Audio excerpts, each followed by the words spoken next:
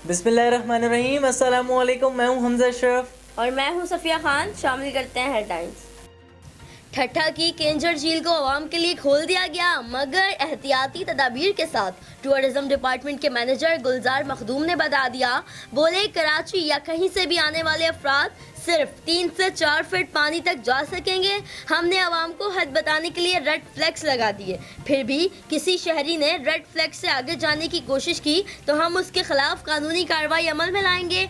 साथ साथ आवाम से अपील भी कर दी, बोले तफरीही मकामात को खतरनाक न बनाएं, अपना खुद भी ख्याल रखें और हमारे अमले के साथ ताउन भी करें। सियासत नहीं, काम करो वरना जूते पड़ेंगे।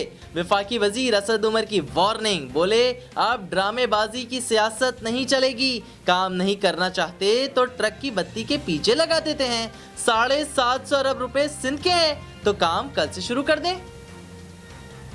नया ओहदा, पहली प्रेस कॉन्फ्रेंस और चुभते सवालात। एडमिनिस्ट्रेटर कराची सहाफियों के सवालात से घबरा गए, कहा माजी की बातें ना करें। कमिश्नर कराची की हैसियत से काम करने का दावा, इफ्तिखार शलवानी कॉन्फ्रेंस ही छोड़कर चले गए।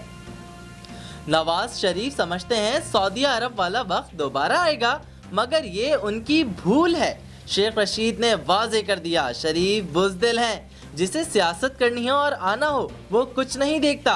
जरदारी को जेल काटने में तगड़ा करार दे दिया। ये भी बता दिया कि मरियम नवाज को किसी कीमत पर बाहर नहीं जाने देंगे। सियासत में अपना मफाद सबसे पहले, वक्त ने फिर साबित कर दिया। सड़कों पर घसीटने के दावे और फिर हाथ मिला लिए। शहबाज शरीफ से मुलाकात के सवाल पर साबिक सदर आसिफ अली जरदारी ने कहा, सियासत में सब चलता है। जब साबिक सदर को अदालतों में घसीटा जाएगा तो कौन मानेगा? ये दो नहीं एक पाकिस्तान है। बिलावल भुट्टो जरदारी वालिद के खिलाफ केस पर भड़क उठे। जरदारी के तोशाखाना रेफरेंस का हिसाब लेने पर मजाक करार दे दिया। सैलाबी सूरत हाल पर भी खुल कर बोले, कहा इस्लामाबाद को मीरपुर खास नक्शे पर ही नहीं मिलता।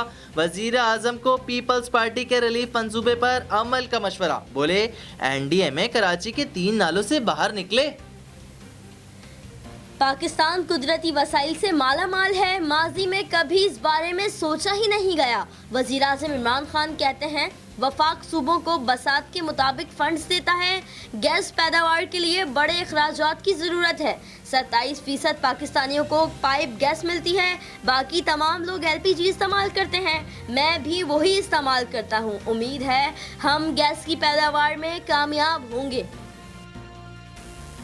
फिलहाल कितना ही। मजीद खबरों और अपडेट्स के लिए विजिट करें हमारी वेबसाइट csnlive.tv। इसके अलावा आप हमें फेसबुक और ट्विटर पर भी ज्वाइन कर सकते हैं। देखते रहिए CSN।